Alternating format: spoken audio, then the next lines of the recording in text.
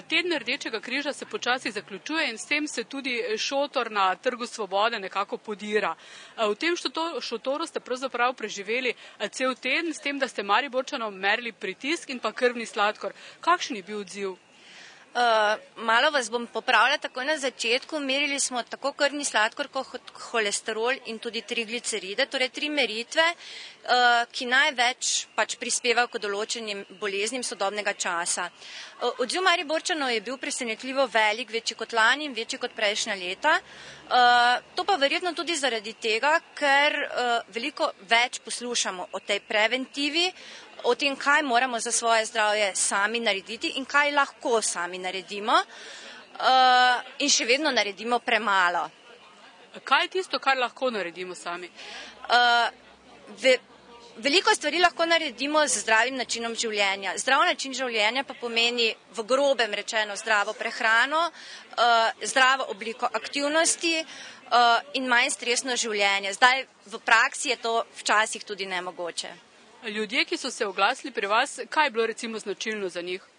Večinoma je to starejša populacija, ki je z vsemi temi boleznimi tudi bolj obremenjena in njih tudi najbolj zanima in pravzaprav imajo tudi največ časa, da se ustavijo.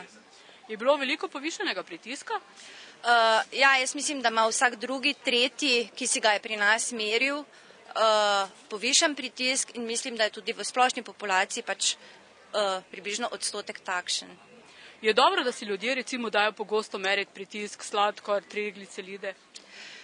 Seveda je dobro, da preverjajo, ne? In da so seznanjeni s tem in zato to delajo in pri splošnem zdravniku, zato je toliko nekih preventivnih akcij, zato lahko to delajo tudi v lekarnah in specializiranih trgovinah. Kako pogosto se pa tega loti Zveza Rdečega križa? To je del našega stalnega programa. Mi to pravzaprav skozi vse leto počnemo po posameznih krajevnih organizacijah Rdečega križa, takrat, kadar se z njimi na njihovo pobudo o tem dogovorimo. Takrat nam oni nudijo prostore, objavijo, da to merjenje bo in ljudje pridejo. To je plačljiva zadeva. Kaj se s tem denarjem zgodi? To je denar, ki se pravzaprav porabi zato, da nabavimo material. Mi merimo krvni tlak zastonj. Tisto, kar pa moramo mi kemofarmacevtskim firmam, zato da nam dobavijo testne lističe za te aparate, s katerimi merimo krvne vrednosti, torej holesterola, triglicerida in pa sladkorja, moramo to pokriti, ne? Kako skrbite za svoje zdravje? Pa za svoje zdravje bolj razmišljam, nego bolj skrbim, se mi zdi, da ne dovolj, da bi lahko še se bolj potrudil, ne. Vseeno pa ste se odločili, da si izmerite krvni sladkor, pritisk? Ja, se sem odločil, zato pač, kako bi rekel, pred enim letom sem si meril holesterol, pa je bil zvišan, ne.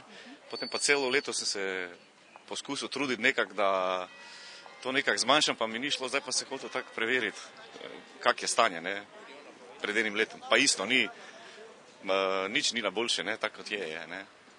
Se vam zdi dobro, da se Rdeči križ odloča? Ja, se mi zdi v redu, ja. Zato, ko dostikrat nimamo časa zdaj iti do zdravnika, pa v laboratoriji čakati, pa tako, da se mi zdi to zelo v redu, ne.